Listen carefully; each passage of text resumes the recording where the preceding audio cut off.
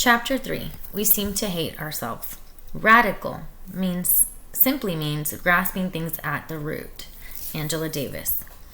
Claudette left her house on the first day of high school, determined to put her mind on her studies. Delphine's funeral, just 2 weeks before, had been as sad and bewildering a day as she could remember. But now she hoped she could put it behind her. Now it was time to focus. Booker T. Washington High, whose sports teams were known as the Yellow Jackets, was one of Montgomery's 2 public high schools for black students, the other being George Washington Carver High. Almost all the sons and daughters of Montgomery's working-class black families went to either Washington or Carver, with a few Catholic students attending St. Jude's, and many of the children of Montgomery's black professionals enrolled at other private high schools. Booker T. Washington High was a buff-colored 3-story brick citadel. The glass in the lower windows was painted white so students couldn't look out at the street. Desktops were gouged and book covers cracked. Pages were torn from years of use. There was so little money from city funds that each year the principal put on a fundraising event to buy desks, books, and equipment for the cafeteria.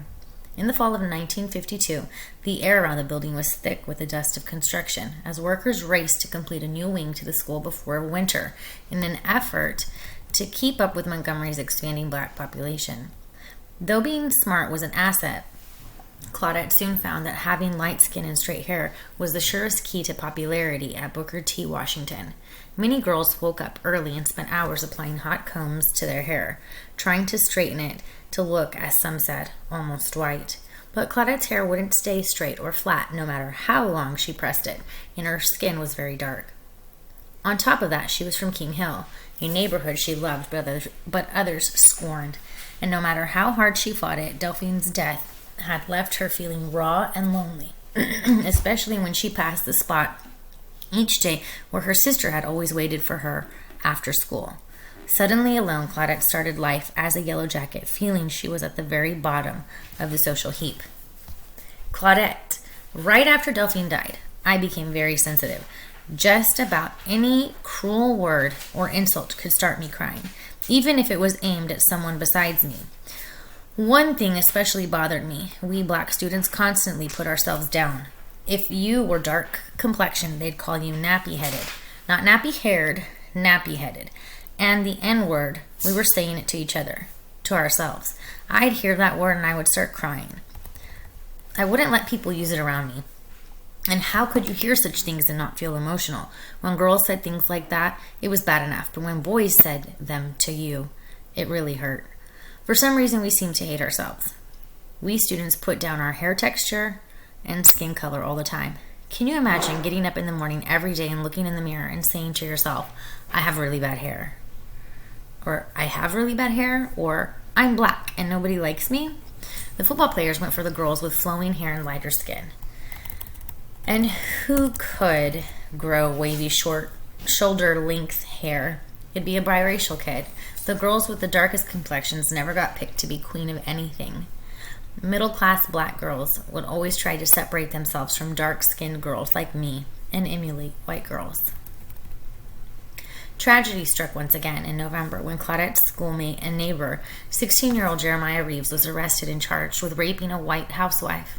Reeves confessed to the crime. Police quickly expanded the charges, claiming that he was responsible for raping 6 white women after breaking into their homes. Blacks in Montgomery were furious. Most were convinced that the police had forced him to confess. One of the authorities had led him to the death chamber, threatening that if he did not confess at once, he would burn there later. Martin Luther King Jr., then the new pastor at the Dexter Avenue Baptist Church, wrote, After a brief trial, an all-white jury sentenced Reeves to death in the electric chair. This brought blacks throughout Alabama to a boiling point. Even if Reeves was guilty of the charges, something few blacks believed, he hadn't killed anyone. Why should he pay with his life? Blacks knew that no white man accused of a similar crime against a black woman would have been convicted at all, let alone sentenced to die. The verdict radicalized many students at Booker T. Washington High. Reeves was a popular senior, widely admired as a talented drummer. He hadn't fled for the police. In fact, he had turned himself in. Everyone had always predicted Jeremiah Reeves would go somewhere special. Now he wasn't going anywhere at all, unless something could be done. He would languish on death row until he turned 21 and became legally old enough to take the short walk from his cell to the electric chair. Jeremiah's plight pulled Claudette's attention away from her personal difficulties to the injustices blacks faced everywhere. She went to rallies, wrote letters to him in prison, and collected money for his legal defense. The effort to support Jeremiah Reeves became the first time many black teenagers in Montgomery ever acted to address injustices outside their own personal problems. Claudette Colvin was one of those teens. Claudette, Jeremiah Reeves' arrest was the turning point in my life. That was when I and a lot of other students really started thinking about prejudice and racism. I was furious when I found out what had happened. Jeremiah lived right below us on the hill. I knew him well and admired him like everybody else did. We girls thought he was like a rock star because he was so stylish. He always wore a starched, clean shirt, and there was never a spot of mud on his shoes. He was a wonderful drummer in the school band and in bands around town. The NAACP was called in to take his case. That was the first time I had ever heard of them. I think that's why the jury sentenced him to death, to show that the NAACP couldn't take over the South. Everyone talked about Jeremiah Reeves at school. There were rumors at the jail that the jailers pulled out his fingernails and tortured him. One girl hid in a delivery truck and got into the jail, but she didn't make it to his cell. We showed movies to try to raise money for his lawyers. I would take whatever we raised to his mother. The hypocrisy of it made me so angry. Black girls were extremely vulnerable. My mother and my grandmother told me never to go anywhere with a white man no matter what.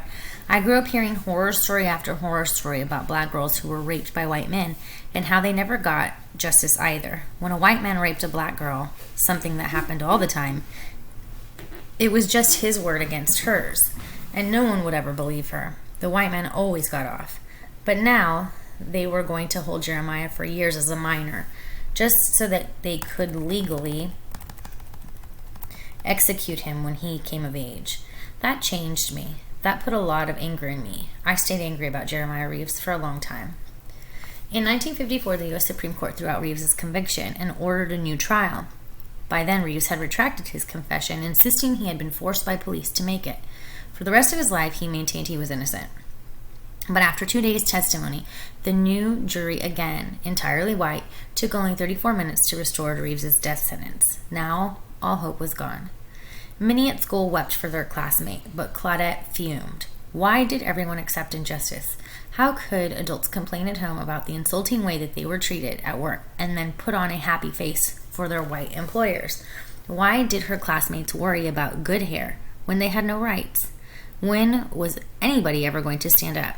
Claudette was still furious about Jeremiah Reeves' plight when, on the first day of her sophomore year, she met someone who gave her the confidence to transform her anger into action. Claudette. Miss Geraldine Nesbitt dressed sharp, more like a sales lady than a school teacher. She was slender and petite. She grew up in Montgomery and went to Alabama State College, but she had a master's degree in education from Columbia University in New York City. She came to school early and stayed late. She was tough, but she was out to make you learn. We were supposed to be an English literature class, but Miss Nesbitt used literature to teach life. She said she didn't have time to teach us like a regular English teacher. We were far too behind. Instead, she taught us the world through literature. She taught the Constitution. She taught the Magna Carta and the Articles of Confederation. We studied Hawthorne and Poe. We discussed Patrick Henry's speech, "Give me liberty or give me death," and applied it to our own situation. We'd pick out a passage from the Bible and examine it from a literary standpoint. We wrote poems and essays and themes. We even wrote obituaries. She brought in her books from home because we had so few books in our library at school. One day we all came into class and Miss Nesbitt had her face buried in an open book. We all said, "Why are you doing that?" Finally, she came up with a big smile and said, "There's no smell as good as the smell of a new book." Right at the end of sophomore year, the Supreme Court ruled that public schools like ours would have to be integrated, though they didn't say when. Whenever it happened, it was bound to be a big change. Segregation was so total. It wasn't just that we went to separate schools, we even walked to school on opposite sides of the highway from whites, shouting insults at each other across the street. In class, we asked each other, would you want to sit next to a white student? A lot of kids said things like, if they don't want to sit next to me on a bus, why would I want to sit next to one in class? I felt differently. I wanted to go to college. I wanted to grow up and greet the world, and so did my best friends. I thought if whites came into our schools, maybe our textbooks would improve.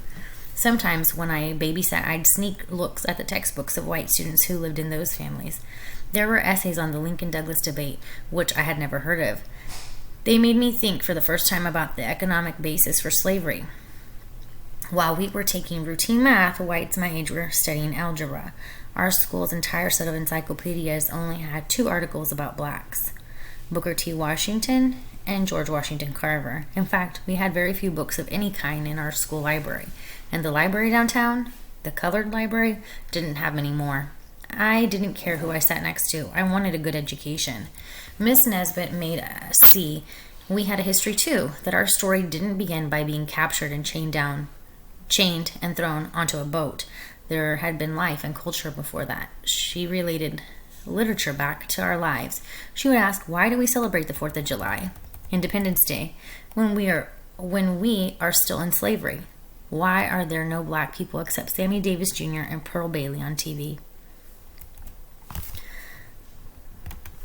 I had Miss Nesbitt in both 10th and 11th grades, and during those years I grew in confidence. In those 2 years, she challenged my assumptions I had taken for granted. She said there's no such thing as good hair. Just hair. Hair is just hair. Everyone is born with the hair they have, and you just do the best you can with it. Same with skin color. She wanted us to love whatever color we were.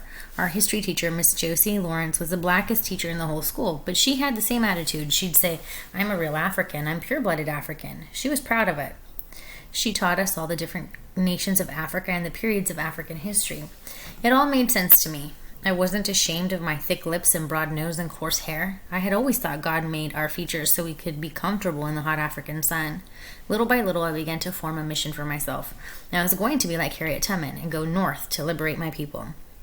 I admired Harriet Tubman more than anyone else I had read about. Her courage, the pistol she wore, the fact that she never lost a passenger on the Underground Railroad.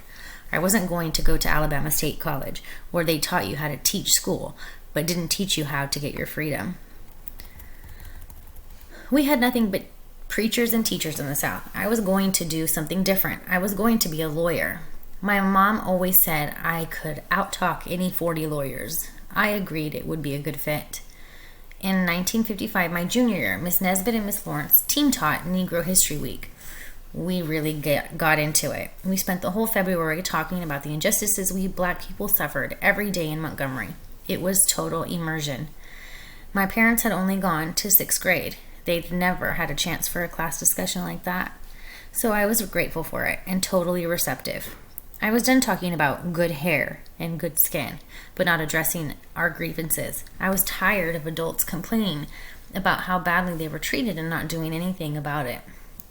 I'd had enough of just feeling angry about Jeremiah Reeves. I was tired of hoping for justice. When my moment came, I was ready. Okay, I'm going to stop the recording there so that I can, in the next recording, I'll read the supplementary sections there about the NAACP and Jeremiah Reeves. Okay.